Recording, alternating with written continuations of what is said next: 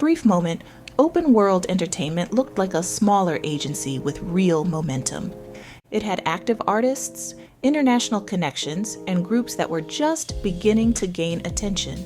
But its legacy became one of the darkest, cautionary stories in K-pop, not because of poor promotions or mismanagement, but because of criminal abuse of power at the top. Open World Entertainment was a South Korean independent record label and talent management company founded in the year 2000. Before the scandal, the company managed artists including Junjin, the boy group The Boss, also known as DGNA, the group X5, and several actors. Out of all the artists connected to Open World, The Boss represents one of the biggest what could have been stories. The Boss debuted in 2010 as a boy group under Open World Entertainment.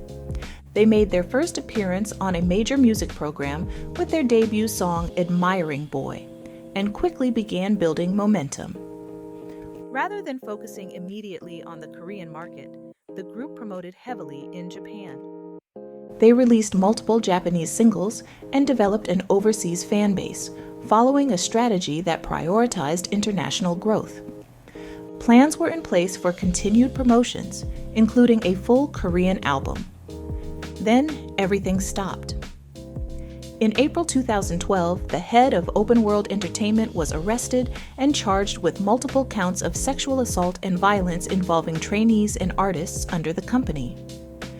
Authorities described the crimes as repeated abuse that occurred over several years.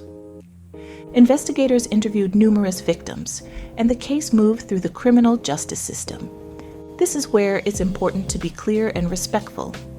We don't need graphic details to understand the seriousness of what happened. This was not a rumor or an online controversy. It was a criminal case involving abuse of power, handled by law enforcement and the courts. Following the arrest, Open World Entertainment's operations effectively collapsed. The Boss canceled the planned release of their first Korean album. Group activities were halted. Other artists under the company also stopped promotions. For the idols involved, careers were frozen overnight. Years of training, momentum, and plans disappeared instantly, not because of anything they did, but because of the actions of someone in power. In 2013, the head of Open World Entertainment was sentenced to prison after being found guilty of multiple charges related to sexual assault, including cases involving trainees. After that, Open World Entertainment ceased operating entirely. The company became defunct in 2012, marking the end of its activities. The story of Open World Entertainment is not about failed marketing or bad timing. It's about what happens when young trainees are placed in environments where power is concentrated and protection is absent. It's also a reminder that when companies collapse, the artists often suffer the most, losing not only their jobs, but their futures in an industry that rarely offers second chances. For groups like The Boss, the damage wasn't just reputational, it was the sudden loss of opportunity, stability, and years of work that never had the chance to continue.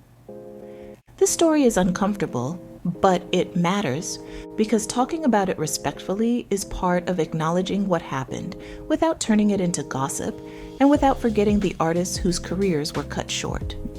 That's it for this video. Let me know your thoughts on Open World Entertainment. Were you a K-pop fan back then, or is this new information to you? Make sure you subscribe to Disbanded K-pop for more stories about the industry and the people caught in the middle.